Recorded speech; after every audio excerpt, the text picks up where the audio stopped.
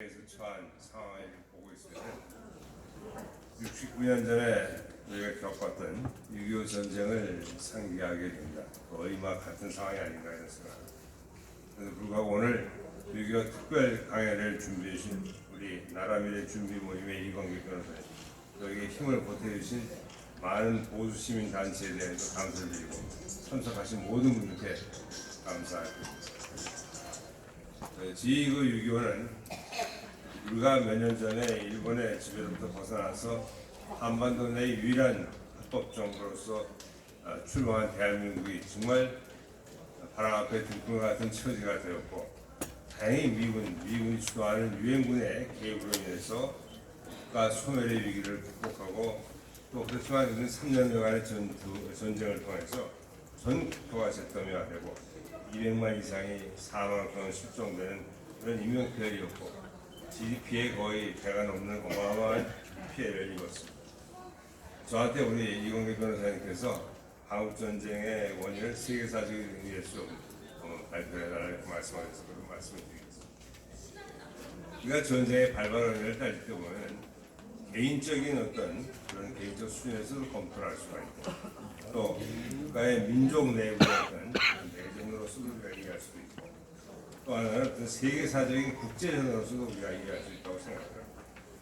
우리가 개인적 수준에서 우리가 생각을 한다면, 과거 김일성이 북한에서 자기의 자리를 제대로 확보하기 어려운 그런 상황 하에서 그 당시에 연안파라든가 또는 우리 남로당이라든가 국내파 이런 갈등이 있는 그런 김일성의 입장에서는 외부의 적과의 어떤 전쟁을 함으로써 그걸 통해서 정치적으로 유리한 위치를 차지하고 또 정가를 올려가지고 정말 자기가 독점적인 그런 위치를 차지하기 위한 그런 의미에서 전쟁을 일으키지 않았나 이렇게 생각합니다. 그래서 김일성은 그 한반도를 공산하기 위해서 소련의 스탈린과 중공의 마오쩌둥한테 끈질기게 요청을 해가지고 거기에 개입을 지원받은 가운데 전쟁을 도발했다고 합니다.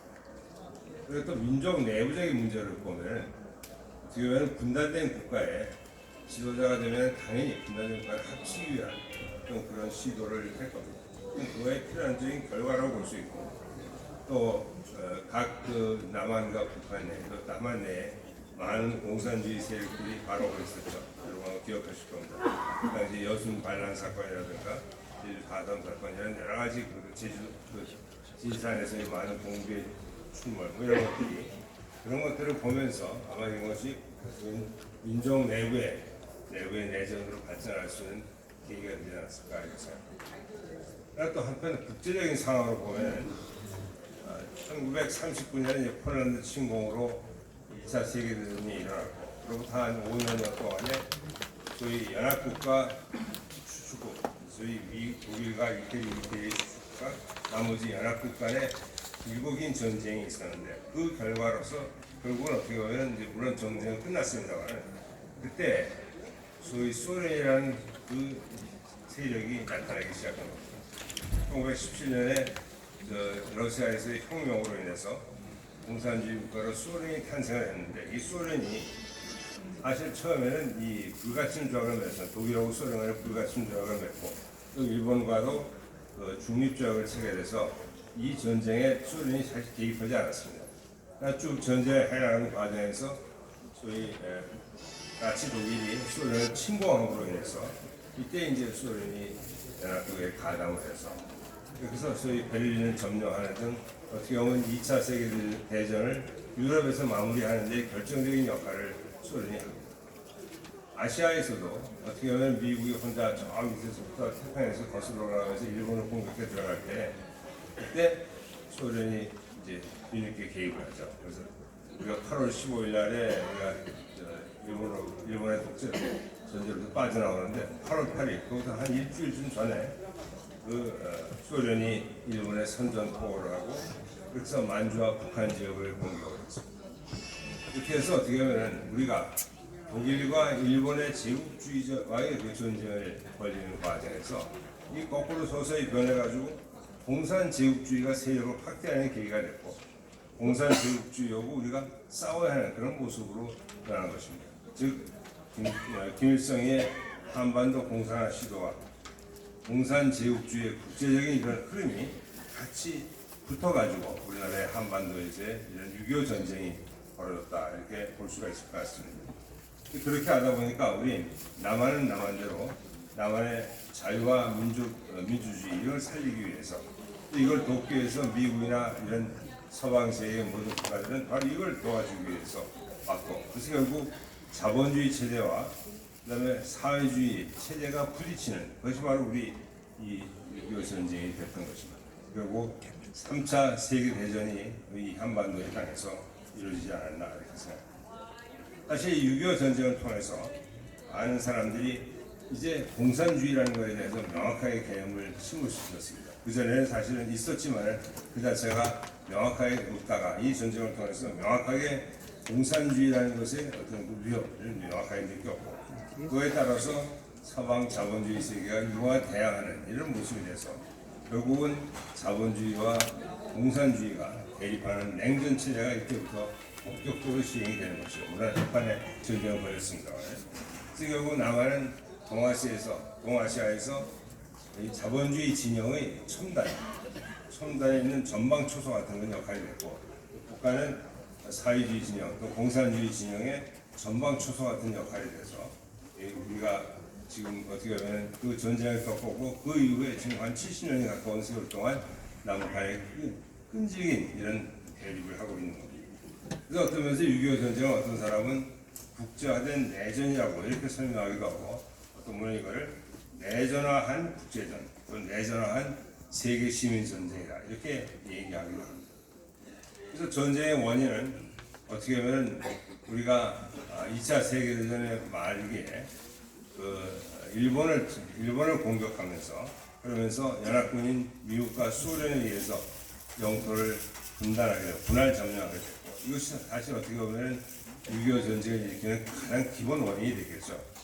거기에다가 이 전쟁에 사용된 무기도 사실은 우리 북한이나 남한이 스스로 만든 무기가 아니라, 북한에는 소련이 제공한 무기가, 남한에는 미국이 제공한 무기를 가지고 이런 전쟁을 우리가 수행했다고 할 수 있겠습니다. 여기를 보면은 김일성의 그 한반도 공산화 의도가, 또 민족 내부의 내전에 이런 것이 저희 공산주의와 자본주의 간의 국가 간 세계사적인 어떤 그런 국제전으로 여기 세 가지가 겹쳐서 일어나는 것이 우리 한반도의 이 6.25 전쟁이라고 생각합니다. 사실 이 전쟁으로 인해서 거꾸로 혜택을 받은 국가도 있습니다. 여러분 잘 아시겠지만 일본 같은 나라는 2차 대전에 패전한 이후에 미국의 군정하에 있었습니다. 사실 미국은 일본의 민주화를 만들기 위해서 노력을 하다가 6.25 전쟁을 겪으면서 이제는 그게 아니고 일본의 군사력을 활용을 해야겠다 이런 쪽으로 바뀌게 됩니다. 그래서 미국의 대일 정책이 바뀌어서 중국이 공산화되고 이렇게 돼서 중국이라는 이제 동맹이 없어지고 나니까 미국이 일본을 동맹으로 삼아야겠다 이런 생각으로 바뀌게 되고, 그래서 결국은 1951년에 샌프란시스코 조약을 통해서 서로 강화를 하고, 그다음에 미 군정이 종식되고, 거기에 따라서 일본이 주권을 회복하는 이런 계기가 됐습니다. 또한 경찰력 등 초기에 재무장을 할 수 있는 그런 계기입니다. 또 미일 간의 안보 조약을 맺어가지고 많은 기지를 미군 측에 제공해서 오늘날은 우리가 유엔사 후방 기지라는 것들이 그 당시에 그런 식으로 쭉 같이 연결되었다고 생각이 듭니다. 이제 일본만이 아니고 유럽에서는 서독도 그런 혜택을 받습니다.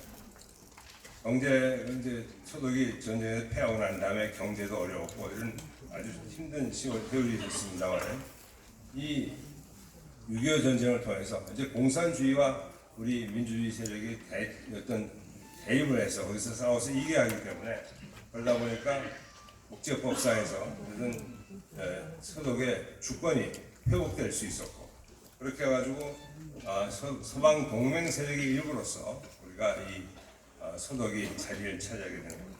그래서 군사적인 역할도 가능해서 1945년에 군대가 없어졌던 독일이 1955년에 10년 뒤에 새로운 군대를 만들게 됩니다. 그 전에 우리가 이제 독일 군대라 하면 옛날 독일 제국 군대, 또 나치 독일의 군대 같은 이런 걸 기억을 합니다만, 1955년에 독일은 새로운 군대 체제로서 아주 자유민주주의 시대에 맞는 그런 전 군대로 바뀌었습니다.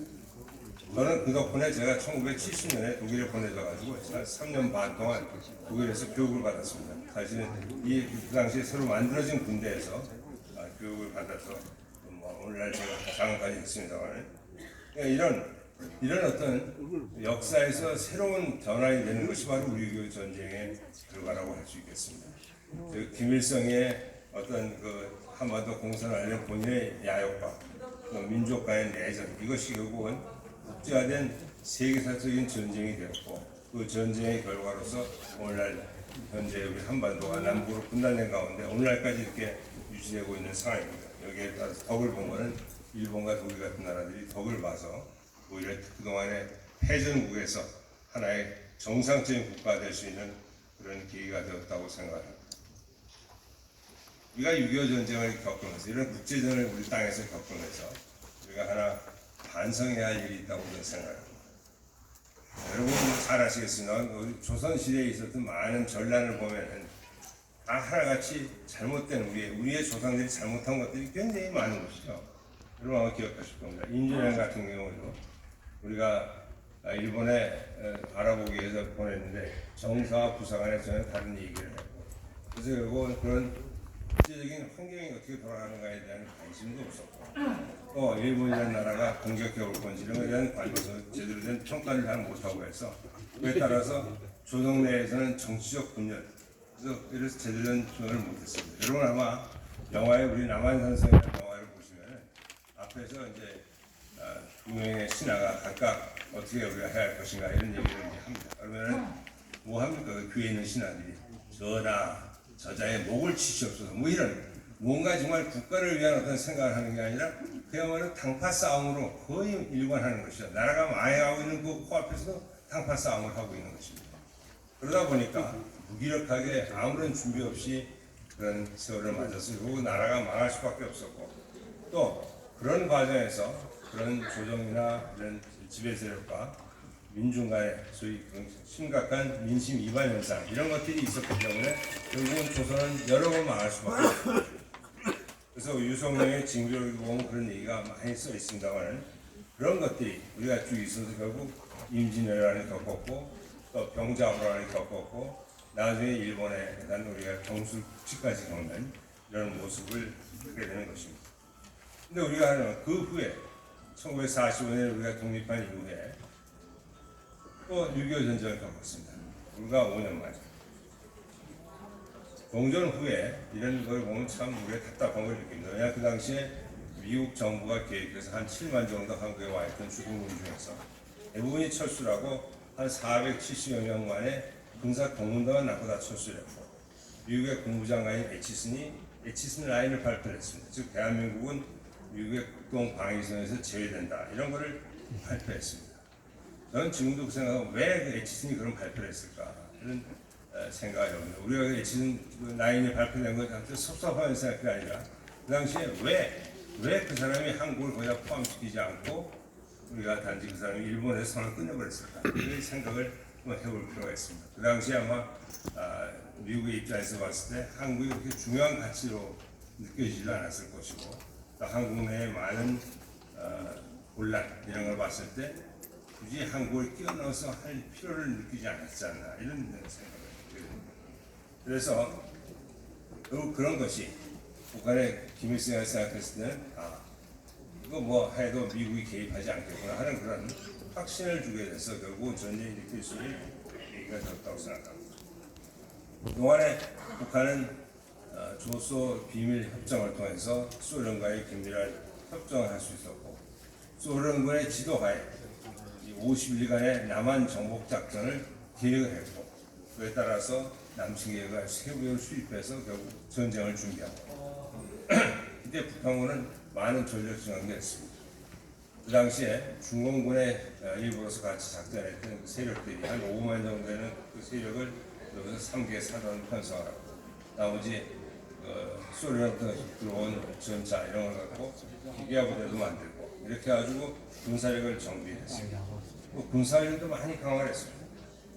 이런 북한이 급속하게 군사력을 증강하고 하는 군사훈련을 하고 이런 내용들이 또 우리 첩보 수단들에 의해서 획득해가지고 첩보 기관에서 보고가 됐습니다만 그 당시에 정부나 국군 수뇌부에서는 이걸 완전히 무시했죠. 무시하고 제대로 준비를 안 했습니다. 그래서 여러분 아마 아시겠습니다만 그 이형근 장군이 옛날에 그 일본군에서 대위까지 하시고 해방을 받은 다음에 다시 군사영화학교 1기생으로 들어와가지고 우리나라에서 군번 1번을 받으신 분입니다. 이분 이형근 장군께서 나중에 이제 참모총장까지 하시고 나서 다역을 한 다음에 사선을 쓰는데 거기에 보면 이런 얘기가 있습니다. 6.25 전쟁의 10대 불가사의를 얘기했습니다. 10대 불가사의에 보면은 전쟁 초기에 관계되는 거 보면 몇 가지가 있습니다. 6.25 터지기 바로 2주 전에 각급 주요 지휘관에 대규모 인사 이동을 했습니다. 또한 그 바로 직후에 많은 전방에 있는 부대와 후방에 있는 부대를 교대를 시켰습니다. 뿐만이 아니고 6월 12일 경계 발령을 했었는데 그 비상 경계령을 6월 24일 공공식으로 바로 전쟁이 터지기 하루 몇 시간 전에 결국 이 비상 경계령을 해제하고 또 많은 병력들한테 휴가 외출 외박을 허용을 했던 겁니다. 결국은 6.25 전쟁이 북한이 공격을 개시한 6월 24일 공내 시경에는 전방에 채 반이 안 되는 거예요. 반 조금 넘는 3분의 2가 채 안 되는 그런 병력만이 남아있는 거죠. 엄청나게 군사력이 약화된 상태에서 이렇게 전쟁을 맡게 됩니다. 그 당시에 국방부장 같은 신성모 국방부 장관은 이런 말을 했습니다. 북한이 침공을 하면 바로 반격해서 점심을 평양에서 저녁을 신이를 이런 허풍을 떤 거죠. 어떻게 아마 오늘날의 전쟁을 하더라도 북한에 맨손에 있다 하더라도 아마 차량으로 올라가더라도 왜 평양 가서 점심 먹고 저녁을 신이를 할 수 있는 없었을 겁니다. 근데 이런 말도 안 되는 이런 얘기를 하면서 폭풍을 떨고만 있었던 것이죠. 지금 저희들은 준비를 하지 않고 폭풍을 떨고 있죠. 오히려 이것이 미국의 의심을 사가지고 미국 정부에서 또는 미국 군부에서 한국군의 무기 체계에 이양해서 오히려 그걸 좀 꺼리게 되는 이런 결과를 초래했다고 합니다. 우리가 군사 대비 태세를 소홀하게 하면은 결국 적이 도발할 수 있도록 적이 도발할 수 있는 여건을 마련해 주는 것이고 저는 결국 적이 도발하도록 유혹하는 거라고 생각합니다. 우리가 여성이 아름답게 화장을 해서 남자를 유혹한다는 그런 게 아니라 어떻게 보면 북한이 우리를 공격하게끔 유혹하는 것이 당시 있었던 게 아닌가. 그래서 춘추 시대에 제나라의 상화양자가 얘기한 말 중에 천하수한 망전필이라는 말이 세상이 비록 하나라 하더라도 절대 전쟁하지 말아야 된다. 로마의 베네티우스도 말하기를 평화를 원하면 전쟁을 준비하라 이런 얘기를 했습니다. 우리는 그런 면에서 우리 조상들은 여러 번 실수를 했고 오늘날에 우리 지금 현 정부나 국방부가 하고 있는 걸 보고 있으면 그러한 착각을 또 하고 있구나 하는 그런 걱정을 하고 있습니다. 이게 북한의 김정을 신뢰한다 이런 얘기하는 것도 보면 참 허황되죠. 왜냐하면 북한이 6.25 남침을 했고 또 정전이 된 이후에도 한 3,000회에 가까운 무력도를 했습니다. 또 김정은이가 자기의 고모부라든가 자기 대단한 형제죠 이복형을 살해하는 것도 우리가 봤습니다. 그런 잔인하고 그런 인간 우리가 믿는다라고 얘기하는 것 자체를 참 제정신인가 하는 그런 생각이 들 수밖에 없습니다. 김정은이가 비핵화 의지가 있고 북한을 경제적으로 발전시키려는 생각이 있다 이런 얘기를 우리 정부의 주요 고위자리에 가서 얘기를 하고 또 그거를 여기저기 홍보하고 있습니다. 그러니까 김정은의 무슨 후속 대변이다 이런 얘기를 듣고 있습니다. 그래서 또 그러면서 우리 북한과 협력해서 파악하고 있습니다. 얘기하는 것입니다. 북한의 비핵화는 전혀 진전이 없는데 우리는 그래도 우리는 그걸 철저히 해나가야 한다 이런 얘기를 대통령이 새로 장군들의 취임을 시키면서 그런 걸 강조하고 있습니다. 우리는 오늘날 자주라는 얘기를 많이 합니다. 우리나라 사람이 자주를 좋아해요. 이번에 남의 지배를 많이 받아서 그런지 자주를 얘기하는데 이 자주라는 얘기 명목으로 전시작전 통제권의 한 전환, 즉 우리가 한국군이 이제는 지휘관이 되고 미군이 그 부지휘관이 되는 이런 모습으로 바꾸었다고 서두르고 있습니다. 이건 그럴 수 있는 여건이 되어 있지 않은데 불구하고 우리는 전시작전 통제권을 판수하겠다. 이 얘기는 결국 나중에는 궁극적으로는 중앙군의 철수까지 연결되는 그런 모습이 결코 되리라고 판단이 됩니다. 근데 또 이런 국방부는 이거에 또 부응해서 GP2 폐기라고 남북 통로도 개척을 하고 EM 지역에 공중 정찰할 수 있는 우리의 그런 모든 능력을 못하도록 금지를 시키고 있고, 또 이렇게 하면서 남북한의 군사 대치하고 있는 그런 지역의 군사 대비 태세를 아주 급격히 약화시키고 있습니다. 또 우리 병사들의 복무기간도 단축을 시키고 외출 외박, 휴가의 허용 범위도 크게 확대를 하고 휴대폰 사용도 허용을 하고 있습니다. 요새는 제가 저보고 어떤 군의 후배가 있습니다. 후배 부인이 요새는 아이들이 너무 자주 나와가지고 부인이 어떻게 주말에 약속을 할 수가 없다고 너무 자주 와서, 그러니까 옛날엔 참 1년에 한두 번밖에 안 나오니까 나오면 반가워서 맨발로 뛰어나갔는데 이제는 자식이 귀찮은 거예요. 매주 오니까. 이렇게 만들어져서는 안 되겠죠. 그래서 이런 거를 보면은 69년 전 우리가 겪었던 6.25의 그 며칠 전의 모습을 꼭 보는 것 같은 그런 생각이 듭니다. 정말 곧 다시 한번 우리가 6.25를 겪게 되지 않을까 이런 걱정을 하는 것이죠. 정말 우리가 이런 잘못된 환각에서 빨리 벗어나서 우리가 사고와 행동을 정말 정비해 나갈 필요가 있다고 생각합니다. 어떻게 보면 과거 잿더미 위에서 우리가 오늘날의 대한민국을 만들었습니다. 세계 11위, 12위권의 경제 대국을 만들었어요. 제가 1994년에 영국에서 교육받을 때 그 나라에서 지역 스타디 하는데 한국도 한 2시간 동안 토의가 되는데, 그때 거기 오신 교수가 제가 있는 것도 모르죠. 거기는 반 이상의 외국분이기 때문에 그런 속에서 한국의 경제 성장에 대해서 엄청나게 그냥 얘기를 합니다. 한국에 가보니까 어마어마한 나라라는 거죠. 자기는 한국에 한 20번 가까이 왔는데 매번 올 때마다 한국의 스카이라인이 바뀌고, 한국에 오면은 거의 모든 건물에 밤새도록 불이 켜요. 밤새도록 일하는, 언제 자는지 모르겠다. 한국은 사람들이 얼마나 부지런히 걷는지 천천히 걸으면 걸림돌이 돼서 안 되기 때문에 자기도 할 수 없이 하고 빨리 걸어야겠다. 뭐 이런 얘기를 하면서 이제 앞으로 이 동북아의 미래는 대한민국이다. 그런 얘기를 그냥 막 하시더라고요. 물론 그로부터 4년 뒤에 우리가 IMF 맞아가지고 와장창 한번 하긴 했습니다만 그만큼 우리가 갔습니다. 그 간 거를 지금 오늘 거꾸로 지금 후퇴시키고 있어요. 정말 큰 걱정이죠. 그래서 이런 우리가 무너져가는 대한민국을 오늘 우리가 6.25를 생각하면 다시 한번 우리나라 올바로 세울 수 있는 그런 우리가 계기가 되어야 한다고 생각합니다. 그래서 우리 군에서는 북한의 핵과 미사일이 대비해서 우리가 핵과 미사일을 만들 수는 없으니까, 핵을 만들 수는 없으니까, 그걸 만들게 되면 우리가 무역의 제재를 받지 않겠습니까? 무역으로 먹고 살아야 하는 나라 그럴 수는 없으니까 우리가 핵을 만들지 못하지만 미국과의 동맹 체제를 굳건히 해서 미국의 확장 억제 이런 걸 제대로 받을 수 있도록 우리가 해야 할 것이고, 또 그에 따라서 우리 스스로의 국방 능력도 최대한 키우고, 거기에 우리를 도와줄 수 있는 우리의 동맹을, 정말 동맹을 지금 참여해서 옛날 이승만 대통령이 동맹 하나 끝내주는 동맹을 잡았습니다.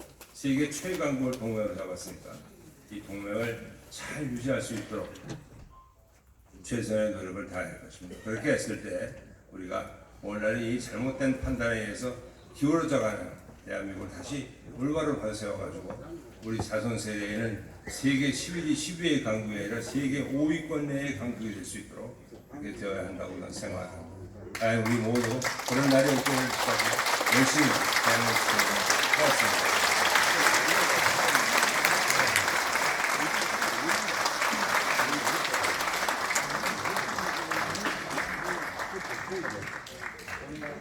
(6.25) 전쟁의 역사적 의미를 명쾌하게 설명해 주신 장관님께 다시 한번 큰 박수 부탁드립니다.